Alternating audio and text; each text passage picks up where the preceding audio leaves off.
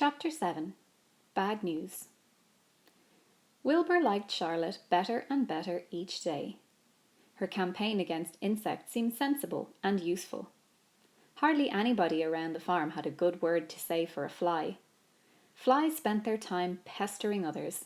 The cows hated them, the horses detested them, the sheep loathed them. Mr. and Mrs. Zuckerman were always complaining about them and putting up screens. Wilbur admired the way Charlotte managed. He was particularly glad that she always put her victim to sleep before eating it. "It's real thoughtful of you to do that, Charlotte," he said. "Yes," she replied in her sweet musical voice. "I always give them an anesthetic so they won't feel pain. It's a little service I throw in." As the days went by, Wilbur grew and grew. He ate 3 big meals a day. He spent long hours lying on his side, half asleep, dreaming pleasant dreams. He enjoyed good health and he gained a lot of weight. One afternoon, when Fern was sitting on her stool, the oldest sheep walked into the barn and stopped to pay a call on Wilbur. "Hello," she said. "Seems to me you're putting on weight." "Yes, I guess I am," replied Wilbur. "At my age, it's a good idea to keep gaining." "Just the same, I don't envy you," said the old sheep. "You know why they're fattening you up, don't you?" "No," said Wilbur.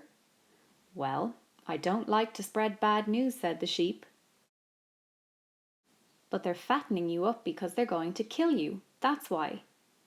"They're going to what?" screamed Wilbur. Fern grew rigid on her stool. "Kill you, turn you into smoked bacon and ham," continued the old sheep. "Almost all young pigs get murdered by the farmer as soon as the real cold weather sets in. There's a regular conspiracy round here to kill you at Christmas time. Everybody is in on the plot. Lurvy, Zuckerman, even John Arable." "Mr. Arable?" sobbed Wilbur.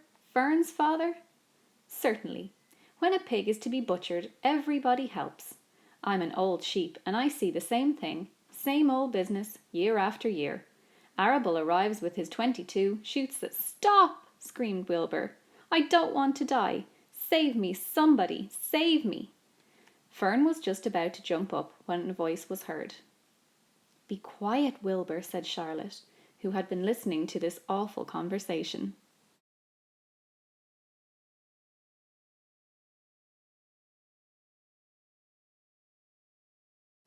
"I can't be quiet," screamed Wilbur, racing up and down.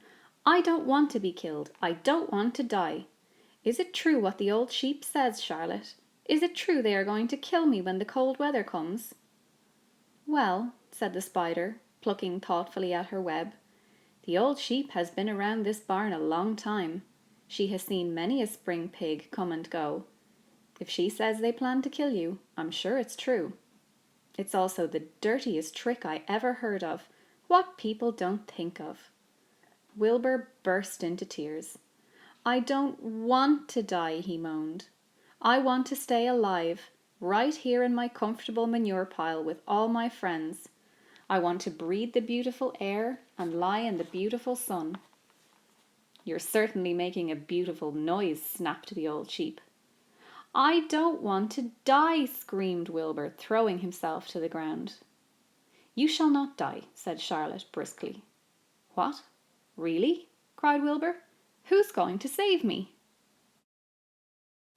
"I am," said Charlotte. "How?" asked Wilbur. "That remains to be seen.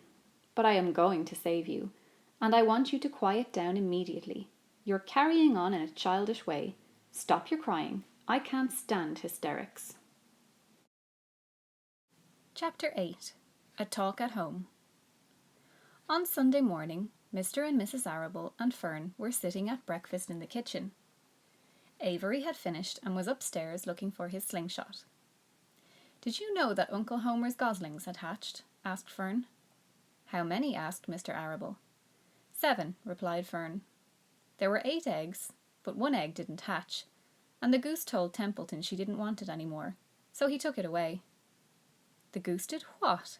asked Mrs. Arable, gazing at her daughter with a queer, worried look. "Told Templeton she didn't want the egg any more," repeated Fern. "Who is Templeton?" asked Mrs. Arable. "He's the rat," replied Fern. "None of us like him much." "Who's us?" asked Mr. Arable. "Oh, everybody in the barn cellar. Wilbur and the sheep and the lambs and the goose and the gander and the goslings and Charlotte and me." "Charlotte?" said Mrs. Arable. "Who's Charlotte?" "She's Wilbur's best friend. She's terribly clever." "What does she look like?" asked Mrs. Arable. "Well," said Fern thoughtfully, "she has 8 legs. All spiders do, I guess." "Charlotte is a spider?" asked Fern's mother. Fern nodded. "A big grey one. She has a web across the top of Wilbur's doorway. She catches flies and sucks their blood. Wilbur adores her." "Does he really?" said Mrs. Arable, rather vaguely. She was staring at Fern with a worried expression on her face. "Oh, yes, Wilbur adores Charlotte," said Fern. "Do you know what Charlotte said when the goslings hatched?" "I haven't the faintest idea," said Mr. Arable. "Tell us." "Well, when the first gosling stuck its little head out from under the goose, I was sitting on my stool in the corner, and Charlotte was on her web. She made a speech. She said, 'I am sure that every one of us here in the barn cellar will be gratified to learn that after 4 weeks of unremitting effort and patience on the part of the goose, she now has something to show for it.' Don't you think that was a pleasant thing for her to say?" "Yes, I do," said Mrs. Arable. "And now, Fern, it's time to get ready for Sunday school. And tell Avery to get ready. And this afternoon you can tell me more about what goes on in Uncle Homer's barn. Aren't you spending quite a lot of time there?" "You go there almost every afternoon, don't you?" "I like it there," replied Fern. She wiped her mouth and ran upstairs. After she had left the room, Mrs. Arable spoke in a low voice to her husband. "I worry about Fern," she said. "Did you hear the way she rambled on about the animals, pretending that they talked?" Mr. Arable chuckled. "Maybe they do talk," he said. "I've sometimes wondered. At any rate, don't worry about Fern. She's just got a lively imagination. Kids think they hear all sorts of things." "Just the same, I do worry about her," replied Mrs. Arable. "I think I shall ask Dr. Dorian about her the next time I see him. He loves Fern almost as much as we do, and I want him to know how queerly she is acting about the pig and everything. I don't think it's normal. You know perfectly well animals don't talk." Mr. Arable grinned. "Maybe our ears aren't as sharp as Fern's," he said. Chapter 9. Wilbur's Boast. A spider's web is stronger than it looks. Although it is made of thin, delicate strands, the web is not easily broken. However, a web gets torn every day by the insects that kick around in it, and a spider must rebuild it when it gets full of holes. Charlotte liked to do her weaving during the late afternoon, and Fern liked to sit nearby and watch. One afternoon, she heard the most interesting conversation and witnessed a strange event.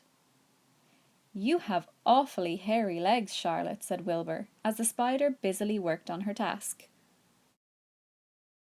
"My legs are hairy for a good reason," replied Charlotte. "Furthermore, each leg of mine has 7 sections. The coxa, the trochanter, the femur, the patella, the tibia, the metatarsus, and the tarsus." Wilbur sat bolt upright. "You're kidding," he said. "No, I'm not either." "Say those names again. I didn't catch them the first time." "Coxa, trochanter, femur, patella, tibia, metatarsus, and tarsus." "Goodness," said Wilbur, looking down at his own chubby legs. "I don't think my legs have 7 sections." "Well," said Charlotte, "you and I lead different lives. You don't have to spin a web. That takes real leg work." "I could spin a web if I tried," said Wilbur, boasting. "I've just never tried." "Let's see you do it," said Charlotte. Fern chuckled softly, and her eyes grew wide with love for the pig. "Okay," replied Wilbur. "You coach me, and I'll spin one. It must be a lot of fun to spin a web. How do I start?" "Take a deep breath," said Charlotte, smiling. Wilbur breathed deeply. "Now climb to the highest place you can get to, like this." Charlotte raced up to the top of the doorway. Wilbur scrambled to the top of the manure pile. "Very good," said Charlotte. "Now make an attachment with your spinnerets. Hurl yourself into space and let out a dragline as you go down." Wilbur hesitated a moment, then jumped out into the air. He glanced hastily behind to see if a piece of rope was following him to check his fall, but nothing seemed to be happening in his rear, and the next thing he knew he landed with a thump. "Oomph!" he grunted. Charlotte laughed so hard her web began to sway. "What did I do wrong?" asked the pig when he recovered from his bump. "Nothing," said Charlotte. "It was a nice try." "I think I'll try again," said Wilbur cheerfully. "I believe what I need is a little piece of string to hold me." The pig walked out to his yard. "You there, Templeton," he called. The rat poked his head out from under the trough. "Got a little piece of string I could borrow?" asked Wilbur. "I needed to spin a web." "Yes, indeed," replied Templeton, who saved string. "No trouble at all. Anything to oblige." He crept down into his hole, pushed the goose egg out of the way, and returned with an old piece of dirty white string. Wilbur examined it. "That's just the thing," he said. "Tie one end to my tail, will you, Templeton?" Wilbur crouched low, with his thin curly tail towards the rat. Templeton seized the string, passed it round the end of the pig's tail, and tied 2 half hitches. Charlotte watched in delight. Like Fern, she was truly fond of Wilbur, whose smelly pen and stale food attracted the flies that she needed, and she was proud to see that he was not a quitter and was willing to try again to spin a web. While the rat and the spider and the little girl watched, Wilbur climbed again to the top of the manure pile, full of energy and hope. "Everybody watch!" he cried, and summoning all his strength, he threw himself into the air head first. The string trailed behind him, but as he had neglected to fasten the other end to anything, it didn't really do any good, and Wilbur landed with a thud, crushed and hurt. Tears came to his eyes. Templeton grinned. Charlotte just sat quietly. After a bit she spoke. "You can't spin a web, Wilbur, and I advise you to put the idea out of your mind. You lack 2 things needed for spinning a web." "What are they?" asked Wilbur sadly.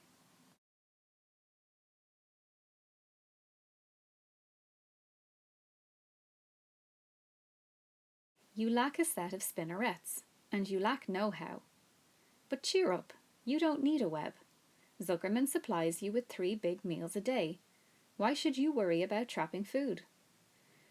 Wilbur sighed. "You're ever so much cleverer and brighter than I am, Charlotte. I guess I was just trying to show off. Serves me right." Templeton untied his string and took it back to his home. Charlotte returned to her weaving. "You needn't feel too badly, Wilbur," she said. "Not many creatures can spin webs. Even men aren't as good at it as spiders, although they think they're pretty good, and they'll try anything. Did you ever hear of the Queensborough Bridge?" Wilbur shook his head. "Is it a web?" "Sort of," replied Charlotte. "But do you know how long it took men to build it? 8 whole years. My goodness, I would have starved to death waiting that long. I can make a web in a single evening."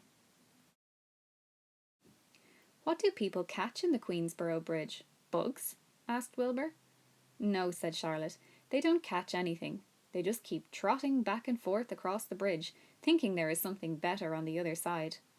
If they'd hang head down at the top of the thing and wait quietly, maybe something good would come along.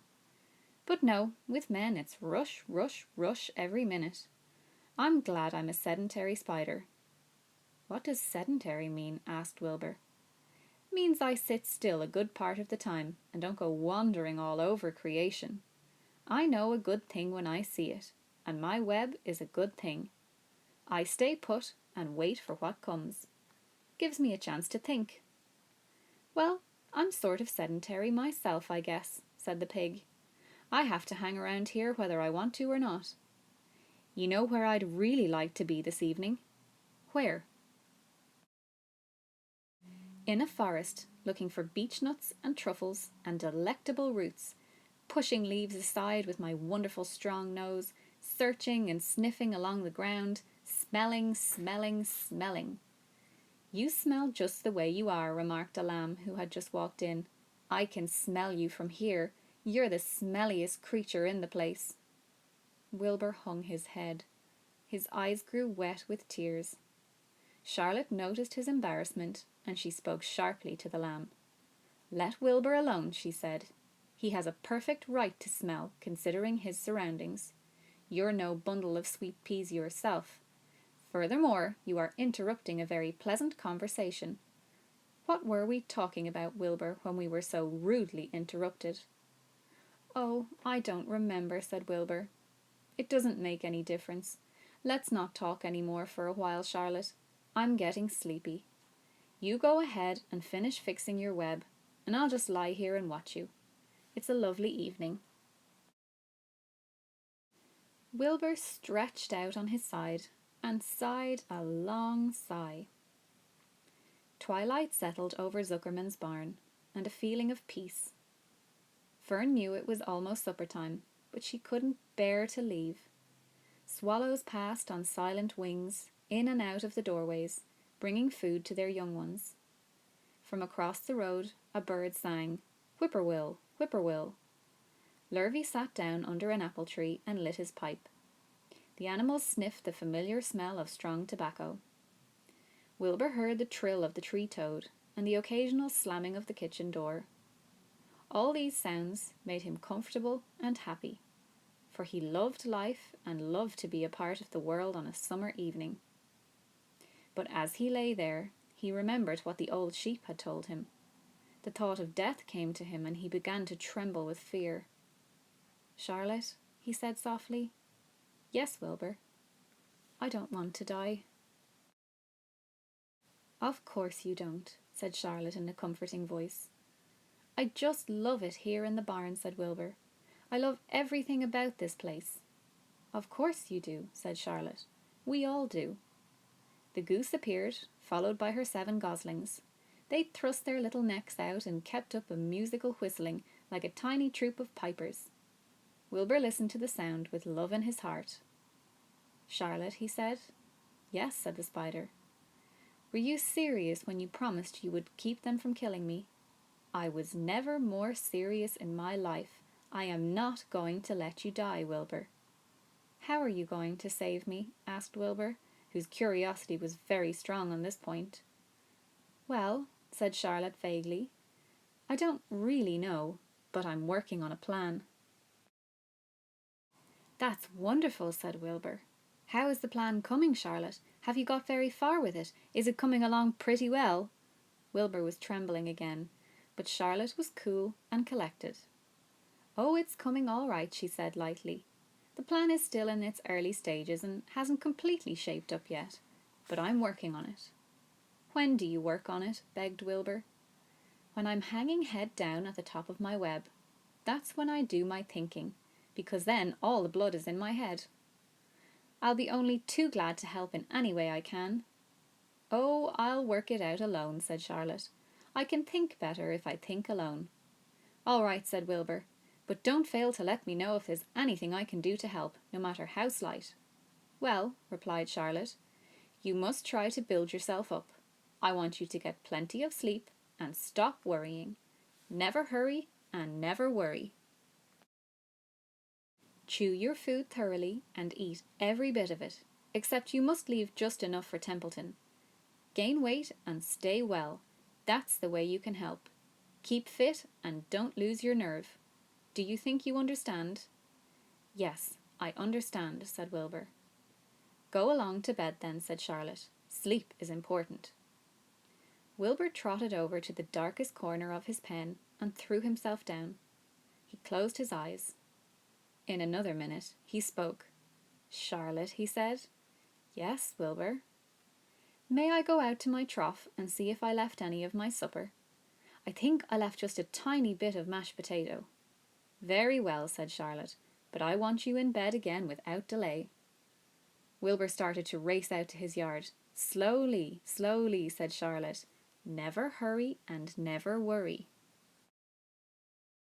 Wilbur checked himself and crept slowly to his trough. He found a bit of potato, chewed it carefully, swallowed it, and walked back to bed.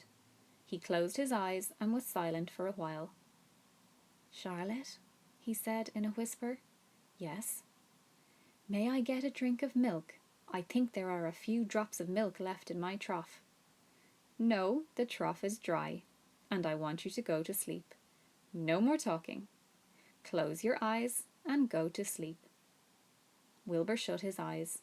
Fern got up from her stool and started for home, her mind full of everything she had seen and heard. "Good night, Charlotte," said Wilbur. "Good night, Wilbur."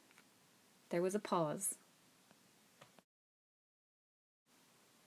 "Good night, Charlotte. Good night, Wilbur. Good night. Good night."